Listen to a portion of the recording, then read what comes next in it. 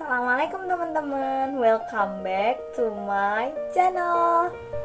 Oke teman-teman, aku membuat video ini guna memenuhi tugas UAS ujian akhir semester dari mata kuliah PSJM Problem Solving and Decision Making oleh dosen pengampu yaitu Bapak M. Mustolik Alwi MPD. Oke, kali ini kita akan membahas tentang analisis, yaitu ada beberapa analisis, yaitu 4 yang akan kita bahas. Yang pertama, analisis situasi, yang kedua, analisis persoalan, dan yang ketiga, analisis keputusan, dan yang terakhir atau yang keempat, analisis persoalan potensial. Nah, kita akan menganalisis masalah yang ada di organisasi yang pernah kita ikuti. Misalnya kalau dulu kita pernah mengikuti OSIS. Nah, sebelum kita menganalisis masalah yang terjadi di organisasi, nah, kita ketahui dulu nih keempat analisisnya tadi. Yang pertama, analisis situasi. Analisis situasi itu adalah menganalisis dan memecahkan situasi yang terjadi dalam masalah. Yang kedua, yaitu analisis persoalan. Nah, kita tentukan akan persoalan dan memperbaiki persoalan tersebut.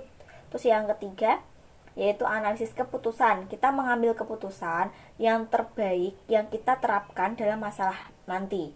Terus yang terakhir, analisis persoalan potensial. Di sini kita melakukan antisipasi terhadap persoalan yang muncul di kemudian hari. Jadi nanti kalau ada masalah lagi di kemudian hari yang sama, kita bisa mengantisipasinya. Dalam analisis situasi ada beberapa prosesnya. Yang pertama, membuat respon tepat pada masalah. Contoh dalam organisasi, ada masalah sesuatu. Nah, kita harus membuat respon dengan cepat untuk mengantisipasi masalah tersebut. Contohnya kayak di organisasi ketika bikin acara, kita ada masalah dana. Nah, kita harus bergegas cepat untuk membereskan masalah dana tersebut. Lalu menentukan prioritas masalah. Dalam organisasi, masalahnya nggak mungkin cuma satu, ada banyak. Tapi kita prioritaskan yang paling berpengaruh dalam organisasi atau acara yang akan kita buat itu yang mana. Terus kita yang ketiga ada klarifikasi masalah. Di sini kita klarifikasi masalahnya bagaimana, seperti apa gitu. Dan yang terakhir ada identifikasi masalahnya.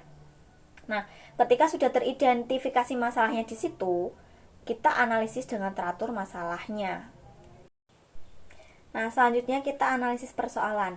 Nah, analisis persoalan sendiri adalah itu kita menentukan penyebab terjadi masalah dalam organisasi yang kita ikuti. Ada beberapa tahapan dalam menganalisis persoalan. Yang pertama, merumuskan penyimpangan.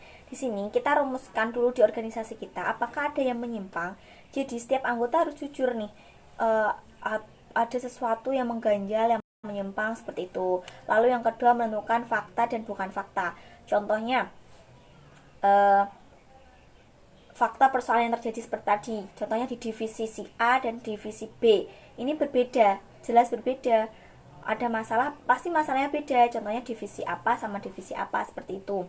Lalu mendeteksi perubahan yang terjadi dalam perbedaan.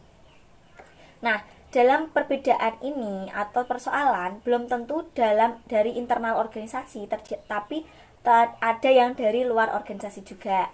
Selanjutnya ada menganalisa dan menentukan sebab yang paling sesuai. Nah, ini menyimpang kenapa, sebabnya apa dalam organisasi. Kayak si A sama si B divisi tadi itu berbeda, itu karena apa gitu.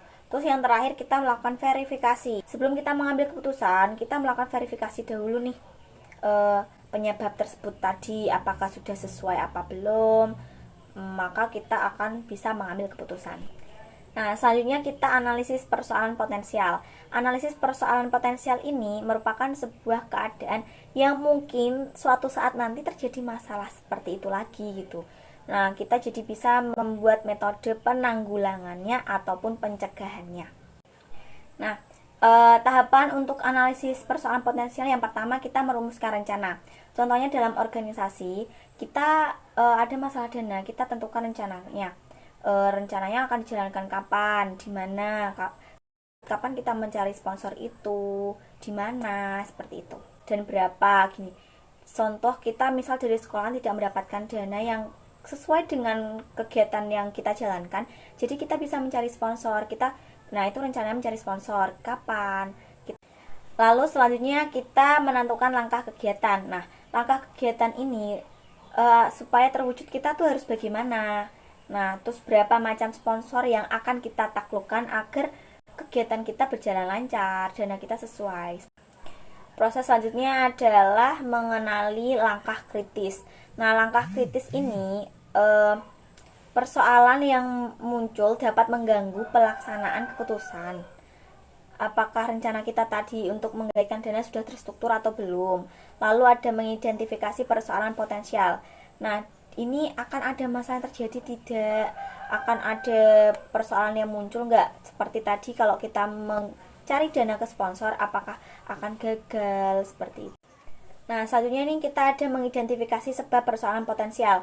Di sini, apa yang mungkin menyebabkan hal-hal lain, persoalan lain selain kehilangan sponsor itu ada masalah apa lagi?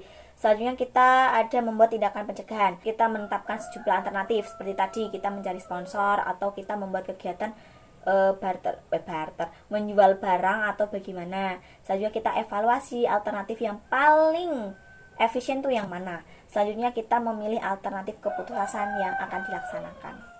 Nah, oke teman-teman, jadi ketika kita menyelesaikan sebuah masalah, kita harus menganalisis dahulu supaya kita bisa mengambil keputusan dengan cepat, tepat, dan efisien, dan kita tidak pelin-pelan harus pilih atau mengambil keputusan yang seperti apa dan bagaimana.